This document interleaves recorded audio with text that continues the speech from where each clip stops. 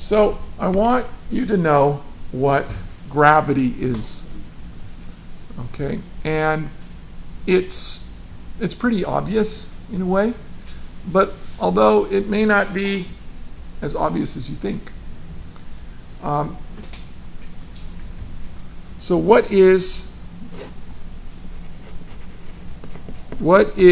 gravity? Okay, what is it?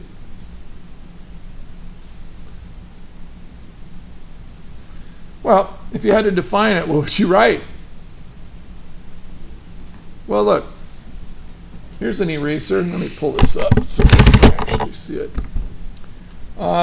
Here's an eraser that I'm going to hold over the top of the table. Now, what's going to happen if I drop this thing?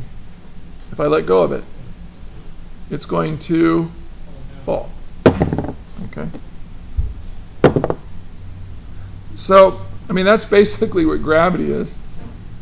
But what if I just hold it like this? I mean, what do I feel?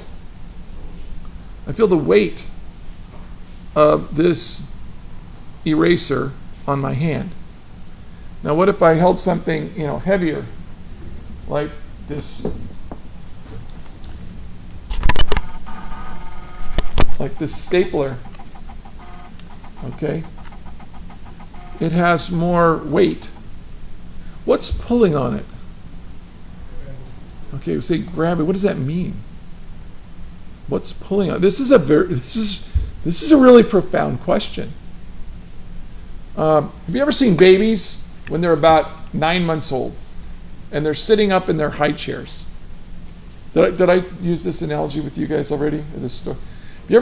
You can watch a baby. All three of my kids went through this. They're about 9 months old.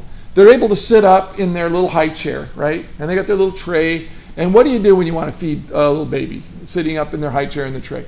You put food on their tray, right? You just dump a bunch of Cheerios or something on their tray. And they finally have the ability to manipulate the world around them, and they grab those Cheerios and they stuff the Cheerios in their mouth until they're full. Babies are smarter than us. They stop eating when they're full. Okay? It's a problem I have. All right, I can't stop. Like I said, I don't stop eating when I'm full. I stop eating when I hate myself. Okay. But anyway, so then they got all this extra stuff on their tray. So what do they do with it? They love to throw it on the floor. And what they're doing is they're discovering gravity. With their little hands, they reach out and they pick up a little piece of food, and it's so cool for them. Wow, I can manipulate this. And then they hold it over the tray and they drop it, And for them, and then they laugh. They get this belly laugh going. All three of my kids did this at a certain age. They've discovered gravity. They've discovered that when they let go of something, it falls to the ground. Now, we all take it for granted because it's part of our everyday experience that when you let go of something, it falls down. But actually, it's pretty amazing. I mean, when I let go of this, nothing is touching it. So what's pulling it down? Well, we say, gravity. But what is that? Okay, now, Isaac Newton, who wrote the first equation that described gravity and what gravity is, he famously said, I feign no hypothesis about in other words, he said, I have an equation here and it describes how gravity works, but I have no idea why it works. I have no idea what's going on. Then, 250 years later, a guy named Albert Einstein, you've heard of him? Okay. He figured it out. He figured out why gravity happens. Turns out that if you're an object that has mass, if you have stuff, if you have protons, neutrons, and electrons, if you're made out of matter, you distort the space around you. Not very much, but you distort the space around you. You are distorting the space-time continuum around your body right now. Not very much. Did you know that all of us in here are gravitationally attracted to each other? Gravitationally attracted to each other, okay? It's Be careful. Now we don't feel it. We don't feel it, right? I'm sorry. I'm not feeling the attraction, Kyle. Okay, no offense, but your gravity's pretty weak. And that's the thing. Our gravity is really, really weak. But there is an object that's close to us that's pretty big. And it's big enough and it has enough mass to really distort the space around it so that we fall into it. That would be the Earth. The Earth beneath our feet has a lot of mass, and it distorts the space in such a way that we all fall, into it. It's a very difficult theory to understand. It's called general relativity. It explains why gravity works the way it does. And we're not going to study that. But here's what we do know.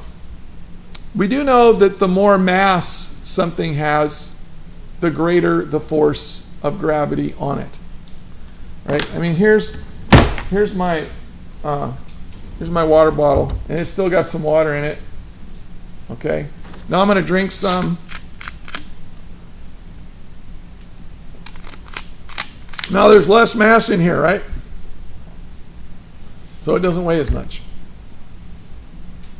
So mass, we have to talk about this.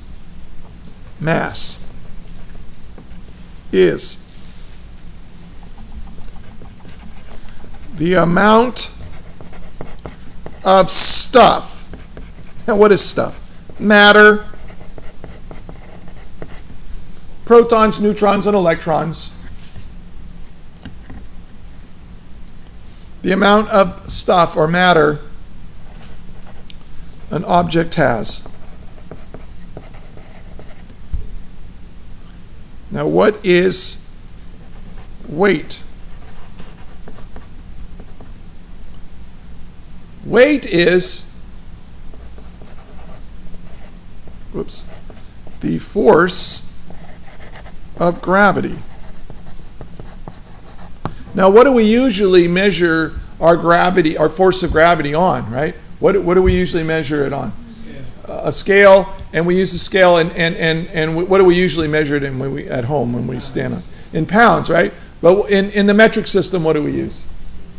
We don't use pounds in the metric system. We use newtons. Okay. Now, mass is measured two ways. In grams, but more commonly in kilograms. Now, guess what the word kilo means in the metric system? It means 1,000 kilograms. Kilometers. What's a kilometer? It's 1,000 meters. What's a kilogram? 1,000 grams. Now, this is abbreviated with a G. This is abbreviated with a kg. Kilogram. 1,000 grams. Now, wait. Oh, I left it over here. Bring it over here.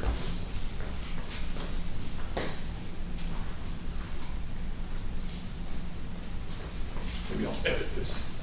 I don't really edit my videos because it takes too much time.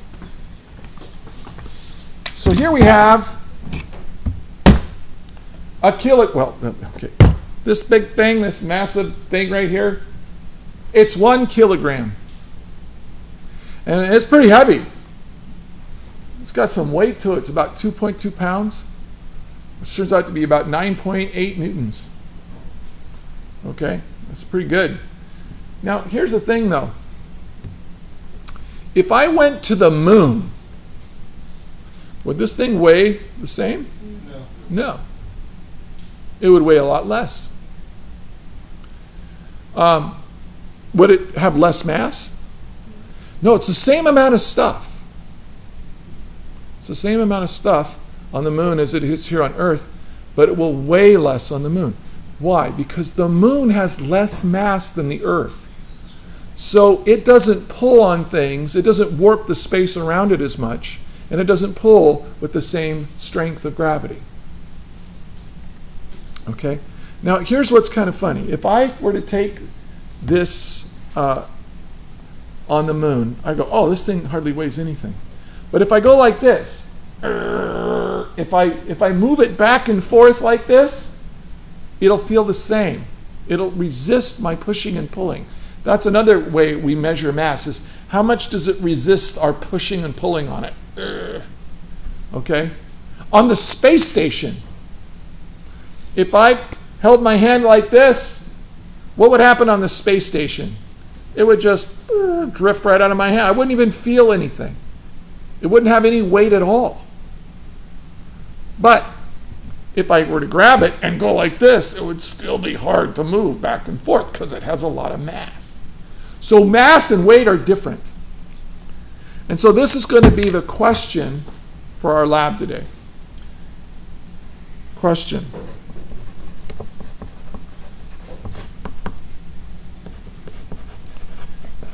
How does weight, and what is weight? Weight is the force of gravity. Oh, how do we measure this? We can measure it in pounds, or we can measure it in newtons. How does weight in newtons depend on mass? So we're going to answer this question. How does weight depend on mass? So let's come up with a procedure.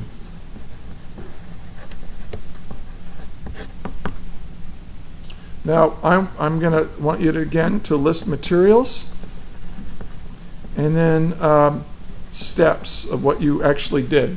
I'm going to demonstrate it, but I want you to write up the procedure. Then we're going to need to have data. Now, in the interest of time, you're just going to do this in your notebooks. We're not going to do it on the whiteboards like we did the other ones. Data. We're going to have mass, and I want you to measure the mass in kilograms.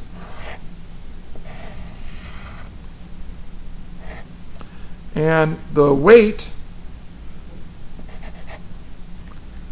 I'll use, W is not a good, I'll tell you what we'll use. Weight is, the force of gravity is weight, so I'll use F sub G. What does F stand for? Force, and why do I have the little g there? To mean the force of gravity. Okay. Oh, why did I zoom in that much? I don't want to, sorry. Let's do that again. Okay. And this will be measured in newtons. Now here's what you're going to do.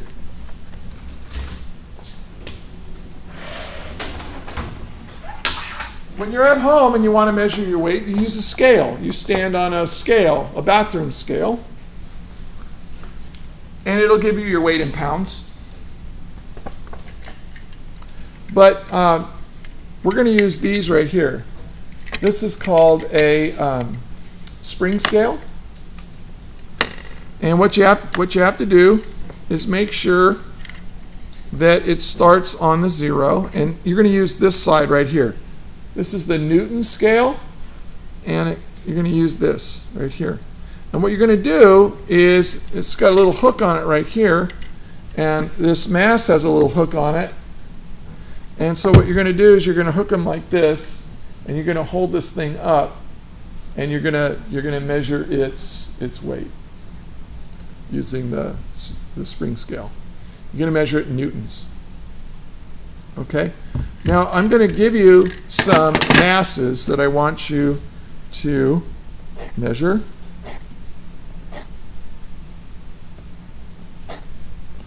I want you to measure 0.500 kilograms.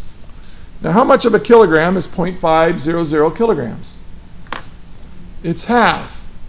And here's, see, this one's, so here's 1 kilogram.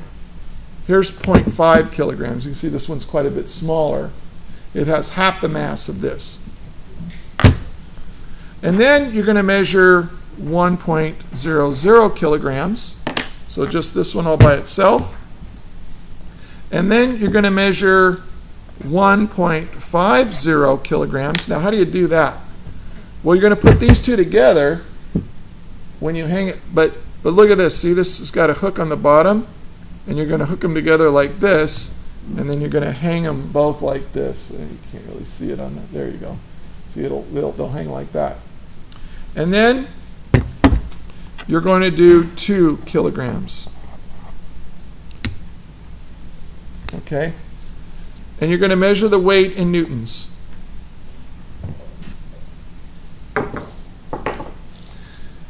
Now, it's kind of hard to use this scale, so hang it like, I'll tell you what, hang it like this, hold it straight up and down, and make sure that it starts on the 0. You can slide this little metal tab up and down, see like I'm doing right here,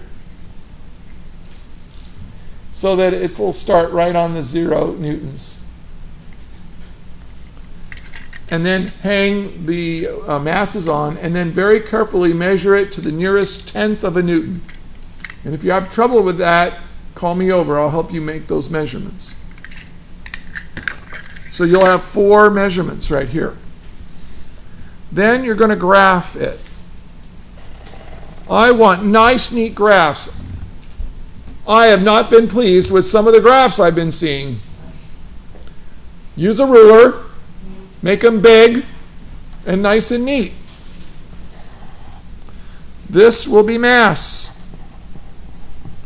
in kilograms. You'll go 0.5, 1, 1.5, 2. And then this will be the force of gravity in newtons. And you'll have to scale that yourself. And when you get the data done, you collect your data, and when you've drawn your graph, we'll continue.